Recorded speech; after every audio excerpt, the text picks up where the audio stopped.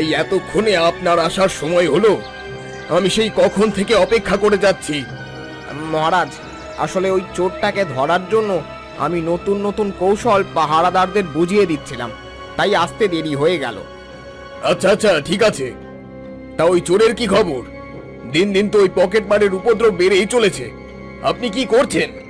মহারাজ, আমি তো দিন রাত কাজ করছি, তারপরেও যদি না ধরতে পারি কি বলবো বলুন তো। চোরটা খুব শেয়ানা। আপনাকে মাসিক বেতন দিয়ে রেখেছে কি করতে? আপনি যদি নিজের কাজটা করতে না পারেন তাহলে আজকেই এই কাজ ছেড়ে দিন, আমি অন্য লোক দেখে নেব। মহারাজ, রেগে যাবেন না। এই কাজটা ছাড়া আমার তো কিছু নেই। আপনিও যদি ছাড়িয়ে দেন তাহলে যে পথে বসতে হবে। পকেট মারকে ধরতে না পারলে যে মহারাজের নামে লোকে উল্টো পাল্টা কথা বলবে সেটা বুঝতে পারছো না? যা করার তাড়াতাড়ি করো। আগে মহারাজ, আমি রাজ্যের কোনায় কোনায় আরো সৈনিক পাঠিয়ে দেব, আরো কড়া নজরদারি রাখবো। আপনি আর কটা দিন আমার উপর ভরসা করে দেখুন, আপনাকে নিরাশ করব না। আচ্ছা ঠিক আছে, ভরসা করা ছাড়া তো উপায় নেই। যাও, কাজ করো। না না, তাড়াতাড়ি পা চালাতে হবে, এমনিতেই দেরি হয়ে গেছে। এবার দেরি করলে মহারাজ কিন্তু খুব রেগে যাবেন। ওরে বাবারে, মাফ করে দেন মন্ত্রী মশাই, আমি লক্ষ্য করিনি। আরে মশাই, আপনি দেখে চলতে পারেন না? ধাক্কা মারার জন্য আমাকেই পেয়েছেন নাকি? মন্ত্রী মশাই, আমাকে মাফ করে দিন, আমি জেনে বুঝে আপনাকে ধাক্কা মারিনি। শরীর খারাপ, ডাক্তারের কাছে যান। এভাবে রাস্তার মাঝখানে হুটোপাটি করবেন না। আরে এত গরমে মুখে কাপড় চাপা দিয়েছেন কেন? আমার না শরীরটা খুব খারাপ। আসলে মন্ত্রী মশাই, আমার না এই ধুলোতে খুব অ্যালার্জি, আর চারিদিকে যা ধুলোবালি উঠছে তাতে আমি বাইরে বেরোতেই পারছি না, তাই এই ব্যবস্থা করেছি। আপনি দয়া করে কিছু মনে করবেন না। আচ্ছা ঠিক আছে, এবারের মতো ছেড়ে দিলাম। এর পরের বার থেকে আমার সামনে আসবেন না। অসংখ্য ধন্যবাদ মন্ত্রী মশাই, আপনার অনেক বড় মন, বিধাতা আপনার মঙ্গল করুক। এই এখন আর আমার কথা বলার সময় নেই। এবার দেরি করলে মহারাজ আমার অমঙ্গল করে দেবে। কোথায় যাচ্ছিলেন যেন?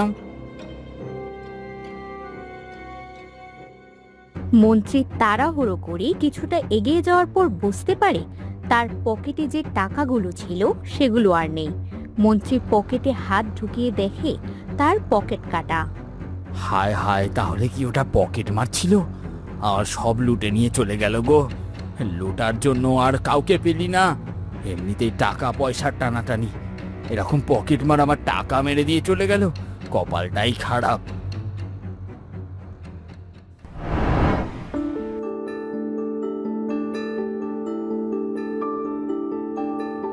মহারাজের জয় হোক, মহারাজের জয় হোক। ধুর, তোমার জয়ের ধ্বনি তোমার কাছেই রাখো। এদিকে চিন্তায় চিন্তায় আমার মাথা ফেটে যাচ্ছে, আর উনি এত বেলায় এসে জয়ধ্বনি দিচ্ছে। আসলে বাড়িতে গিন্নির সাথে খুব ঝামেলা হচ্ছে মহারাজ, তাই জন্য দেরি হয়ে গেল। কিন্তু আপনি চিন্তিত কিসের জন্যে? রাজ্যের খবর কিছু রাখো তুমি। রাজসভায় শুধু তো ঘুরতে আসো। মহারাজ রাগ করছেন কেন? বলুন না কি হয়েছে, যদি আমি কিছু সমস্যার সমাধান করতে পারি। এমন করে বলছো যেন এক মুহূর্তে সমস্যার সমাধান করে দেবে তুমি। কিন্তু কি আর করব, তুমি তো আমার মন্ত্রী, বলতে তো আমাকে হবেই। আপনি একবার ভরসা করে দেখুন না, আমি কেমন কামাল দেখাই। সারা রাজ্যে পকেট মারের উপদ্রব অনেক বেড়ে গেছে। প্রথমে ব্যাপারটাকে অতটা গুরুত্ব না দিলেও এবার দিতে হচ্ছে। কিভাবে এই ছিনতাইবাজকে ধরবো সেটাই বড় প্রশ্ন। এ তো আমার বাঁ হাতের খেলা। আপনি কিচ্ছু চিন্তা করবেন না মহারাজ। আমাকে 1000 মোহর দিন, আমি 1 সপ্তাহের মধ্যে চোরকে আপনার সামনে হাজির করব। চোর ধরতে 1000 মোহর? এত টাকা তো আমার সেনাপতিও বেতন নেয় না। এই রে, মনে হচ্ছে একটু বেশি চাওয়া হয়ে গেছে। মোহরের পরিমাণটা একটু কমিয়ে দিতে হবে। টাকাটা দিলে তবু কিছু হাতিয়ে নিতে পারবো, যদি না দেয় তাহলে তার কিছুই পাবো না। কি হলো মন্ত্রী মশাই, তুমি চুপ করে গেলে কেন? না না মহারাজ, এই চোর ধরতে কত মোহর লাগবে ওটাই হিসেব করছিলাম। 500 মোহর দিন, তাহলেই হয়ে যাবে। 1000 মোহর দিলে ভালো হতো, তবে কি আর করা যাবে, এতেই কাজ চালিয়ে নেব। এই যে মন্ত্রী, তোমাকে 500 মোহর দিলাম। এবার যদি ওই চোরকে না ধরতে পারো তাহলে কিন্তু তোমার কপালে দুঃখ আছে। আরে আপনি একদম চিন্তা করবেন না, 1 সপ্তাহের মধ্যে চোর বেটাকে ধরে আপনার সামনে নিয়ে আসবো। এখন আমাকে কাজ করার একটু সময় দিন, এই 1 সপ্তাহ আর রাজসভায় আসছি না। এখন তাহলে আসি মহারাজ।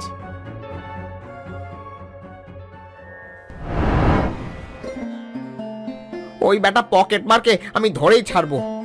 এবার আমার মান সম্মানের ব্যাপার, তাহলে আর চাকরি থাকবে বলে মনে হয় না।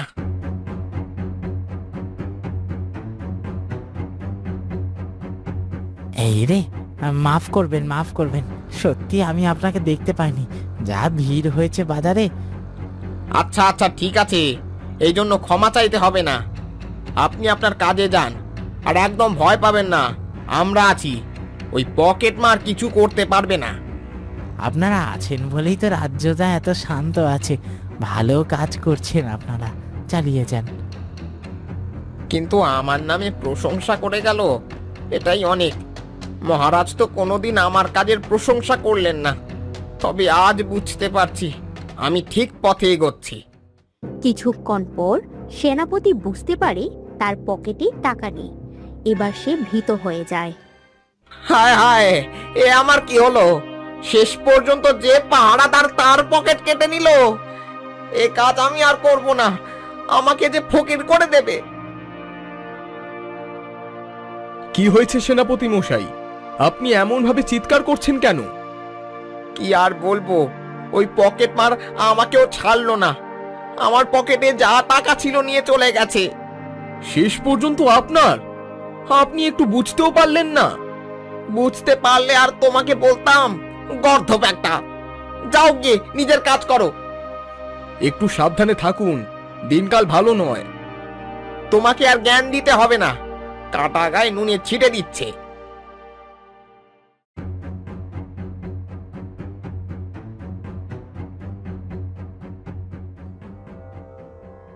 মহারাজ, আমাকে বাঁচান, আমার সব টাকা ওই পকেট মার চুরি করে নিল। এ তো মহা মুশকিলে পড়া গেল। ওই পকেট মার তোমাকে পর্যন্ত ছাড়লো না? না মহারাজ, আমার পকেটে 100 টাকা ছিল, সব নিয়ে নিল। কি বলবো দুঃখের কথা। ওই টাকা দিয়ে আজকে আমি আবার বউয়ের জন্য ভালো খাবার নিয়ে যাব ভেবেছিলাম। দেখেছো তো কেন তোমাকে ভালোভাবে কাজ করতে বলি? আজকে নিজের টাকা চুরি হয়ে গেছে বলে কান্নাকাটি করছো, যখন একটা সাধারণ মানুষের হয় তখন? আমি যথেষ্ট ভালো ভালো কাজ করছি, তবুও ধরতে পারছি না। মাথায় বুদ্ধি থাকলে তবে তো ধরবে, মাথায় যে শুধু গোবর পোড়া আছে। মহারাজ, আমি আর এই কাজ করব না। শুনলাম তো আপনি মন্ত্রী মশাইকে দায়িত্ব দিয়েছেন, ওনাকেই বলুন। তোমাদের নিয়ে কোনো একটা কাজ হবে না। গাধার দল বসিয়েছি আমার রাজসভায়। আপনি আমাকে যত খুশি অপমান করুন, যদি মনে হয় চাকরি থেকে বের করে দিন, তবে আমি আর যাচ্ছি না। আবার চুরি হয়ে গেলে, না বাবা না, আমি আর যাচ্ছি না। এই আপনি এখন কান্নাকাটি বন্ধ করুন তো। রাজ্যের সেনাপতি হয়ে কাঁদতে আপনার লজ্জা করছে না? পকেট থেকে টাকা চলে গেলে কেমন লাগে আপনি হয়তো বুঝবেন না। সে আমার লজ্জা শরম চলে গেছে, আমি চললাম। মহারাজ, চোরকে ধরার আমার কাছে একটা দারুণ উপায় আছে। এই তুই চুপ কর তো, দেখতে পাচ্ছিস না একটা জরুরি কথা হচ্ছে? মাঝখানে কথা বলতেই হবে? এমনিতে বিরক্ত হয়ে আছি, তার উপর তোরা এমন করিস না।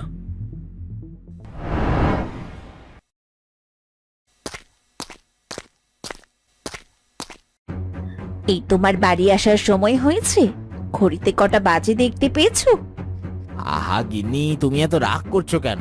তুমি তো জানো আমি অকারণে দেরি করি না। এই দেখো তোমার জন্য কত শাড়ি কিনে এনেছি। হো মা, এত শাড়ি আমার জন্যে? এত টাকা কোথায় পেলে গো? আজকে মহারাজের থেকে বেশ ভালো রকম হাতিয়ে নিয়েছি, ওই টাকাতেই নিয়ে এসেছি গো।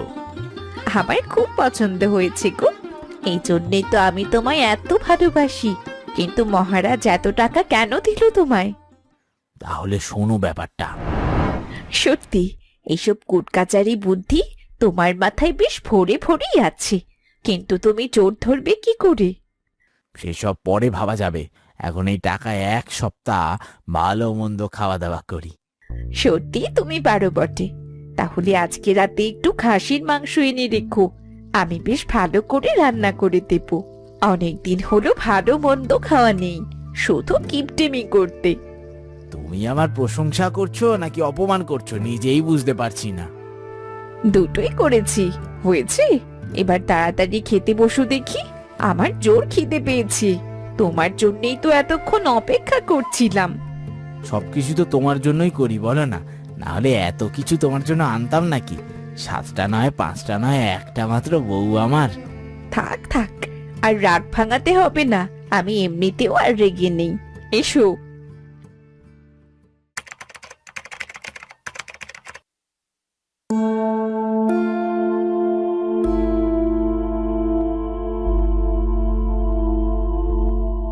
শুয়ে বসে 5টা দিন তো কাটিয়ে ফেললাম, কিন্তু ওই পকেট মারটাকে ধরবো কিভাবে?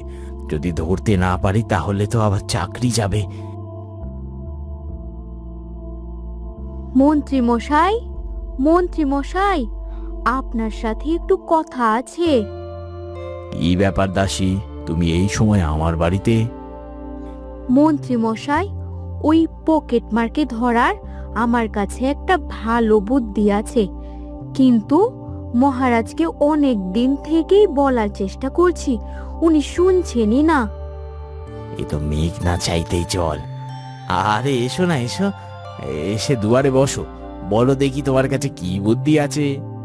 আপনাদের বাড়িতে ইঁদুর ধরার যন্ত্র আছে? বড় খাঁচাটা বলছি না, ওই ছোট্ট যন্ত্রটা যেটাই ইঁদুরের লেজ আটকে যায়, ওইটা। হ্যাঁ আছে তো, কিন্তু ওই যন্ত্র দিয়ে কি হবে? ওটা দিয়েই তো কাজ হবে, এটা দিয়েই আমরা চোর ধরবো।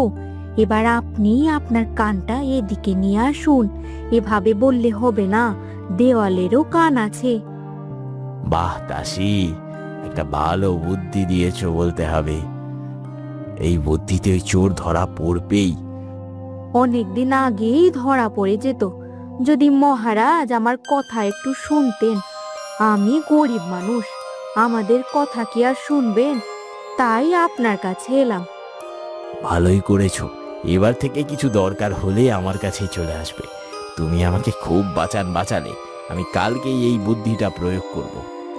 আচ্ছা মন্ত্রী মশাই, আপনি যেটা বুঝবেন। তাহলে আজকে আমি আসি।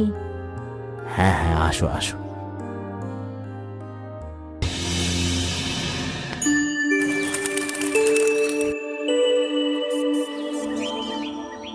সকলে মন দিয়ে শুনুন, এই বাজারে কার কাছে সব থেকে দামি মাছটা আছে বলুন।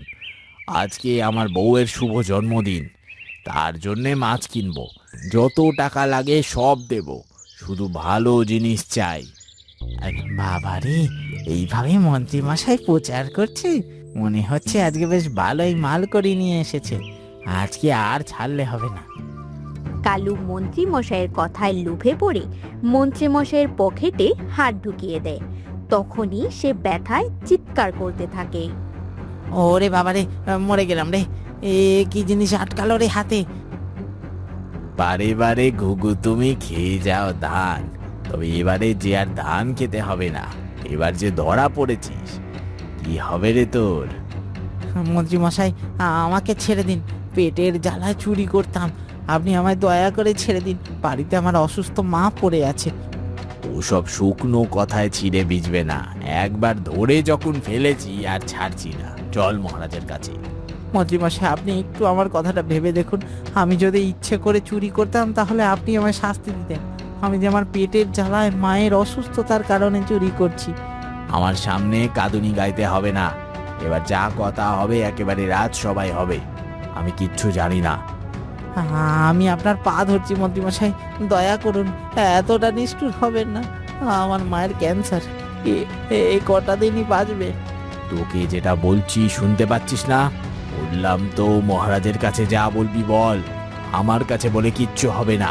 চুরি করাটা আমাদের রাজ্যে কত বড় অপরাধ নিশ্চয় জানিস। চল বলছি, না হলে কিন্তু এবারে কোমরে দড়ি বেঁধে টানতে টানতে নিয়ে যাব।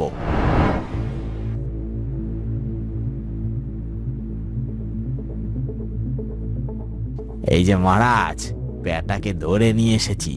কি ভেবেছিলেন আমি পারবো না? এখন কি বলবেন মহারাজ?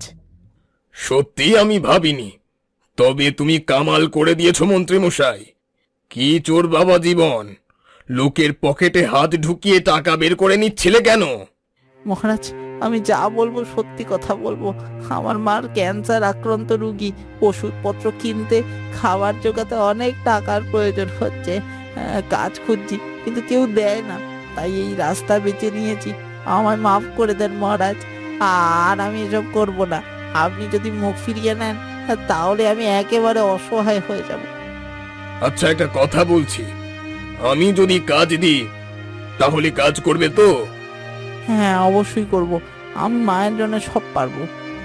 আচ্ছা ঠিক আছে, আজ থেকে রাজবাড়ির সৈনিক হিসেবে নিযুক্ত করা হলো তোমাকে।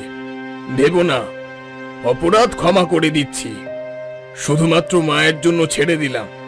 যাও এখন। অসংখ্য ধন্যবাদ আপনাকে। আপনার দয়ার শরীর, বিধাতা আপনাকে ভালো করুক। আসি মহারাজ। মহারাজ, আমি যে এত কষ্ট করে একটা চোর ধরে নিলাম, আমার কোনো পুরস্কার থাকবে না? অবশ্যই থাকবে, তোমাকে আমি 100 মোহর উপহার দেব। মন্ত্রী মশাই, এটা তো অন্যায় হচ্ছে। আমার বুদ্ধিতে আপনি চোর ধরলেন আর পুরস্কার নিজে রেখে দিচ্ছেন। বুদ্ধি যেহেতু আমার, পুরস্কারটা তো আমার হওয়া উচিত। তাই বলি, এত বুদ্ধি তো মন্ত্রীর মাথায় আসবে না। তার মানে বুদ্ধিটা দাসীর ছিল? কে বলেছে এই বুদ্ধিটা আমার ছিল? কেন, আমি চোর ধরেছি বলে আপনার সহ্য হচ্ছে না? আচ্ছা, আমি অত দ্বন্দ্ব বিবাদে যাচ্ছি না, তবে পুরস্কারটা আমার কাছে কোনো ব্যাপার নয়, সত্য জানাটা বড় কথা। তাই একটা প্রতিযোগিতা হয়ে যাক। প্রতিযোগিতা? কিসের প্রতিযোগিতা? বুদ্ধির প্রতিযোগিতা। আমি দুজনকে 100 করে সোনার মোহর দেব। এই সোনার মোহরকে 5 দিনের মধ্যে 5 হাঁড়ি করতে হবে। এটাই তোমাদের পরীক্ষা। 5 দিনের মধ্যে কেন? আমি তো নিমিষে করে দেব। ও, তাহলে তো খুব ভালো। দেখাই যাক এই বুদ্ধির খেলায় কে জয়ী হয়। এই নাও, তোমাদের দুজনকে দিলাম 100 করে 200 মোহর।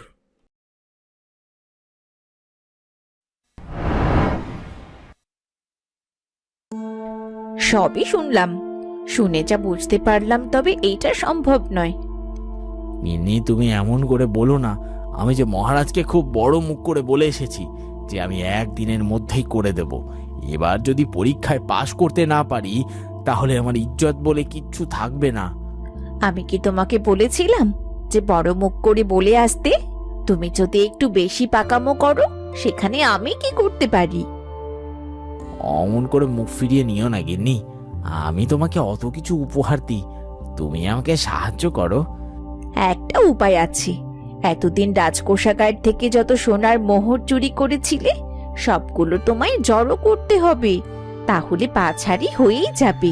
সেগুলো গিয়েই দেখিয়ে দাও মহারাজকে।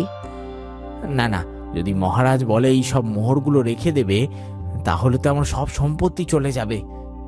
এইদিকে গেলেও বিপদ, ওদিকে গেলেও বিপদ। তাহলে যাব কোথায়? ঠিক আছে, এখন এসব ছাড়ো, ওসব কথা পরে ভাববো। দাদা, ও দাদা, বাড়িতে আছো?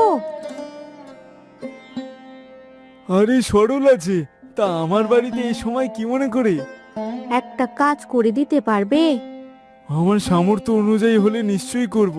আর তুমি এক সময় আমার জন্য অনেক সাহায্য করেছো, এখন আমার পালা। আমাকে কয়েকটা মাটির মোহর বানিয়ে দিতে হবে, যেন একেবারে সোনার মোহরের মতোই দেখতে লাগে। 5 হাঁড়ি লাগবে। 5 দিন পর তৈরি করে দিতে পারবে? আরে কি বলো, আমি এই রাজ্যের সব থেকে সেরা কুমোর, আর আমাকেই বলছো এটা পারবো কি না? পারবো পারবো, তবে কি করবে? না না, সেটা তো বলতে পারবো না, তবে কাজ আছে। আচ্ছা, আমি তোমাকে 2 দিনের মধ্যে 2 হাঁড়ি বানিয়ে বাড়িতে দিয়ে আসবো, কারণ আমার বাড়িতে সব রাখলে হবে না। যদি আবার মহারাজের লোকজন দেখতে পায়, কখন কি বলবে বলা যায়। সে ঠিক আছে, তোমার বাড়িতে রাখতে হবে না, তুমি আমায় দিয়ে আসবে তাহলেই হবে। আর কত কি টাকা লাগবে আমায় বলবে, আমি দিয়ে দেব। কি বলছো গো সরলা, তুমি একসময় আমাকে কত সাহায্য করেছো, আর এটুকু আমি তোমার জন্য বিনামূল্যে করতে পারবো না? তোমায় কিচ্ছু দিতে হবে না, আমি ভালোবেসে তোমাকে উপহার দিলাম।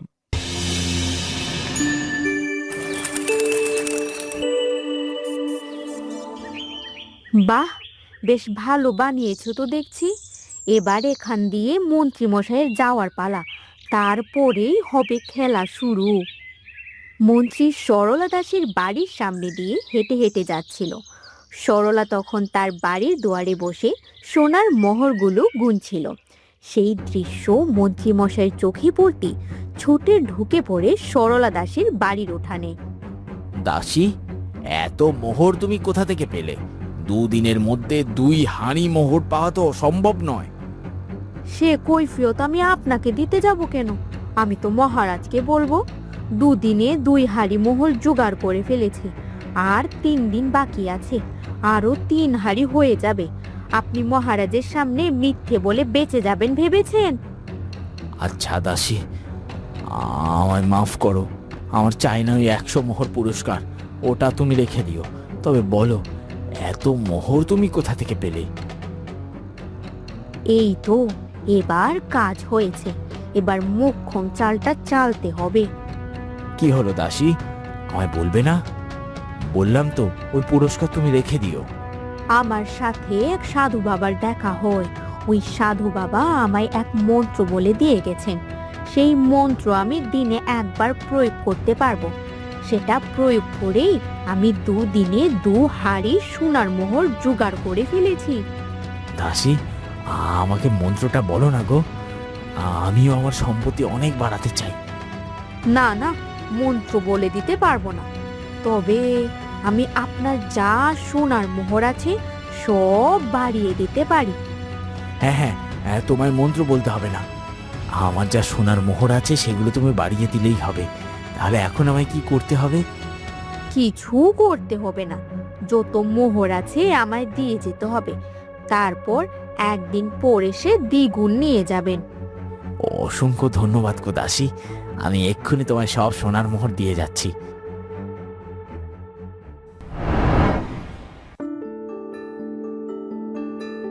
তাহলে আজকের মতো এখানেই রাজসভা শেষ করা হলো।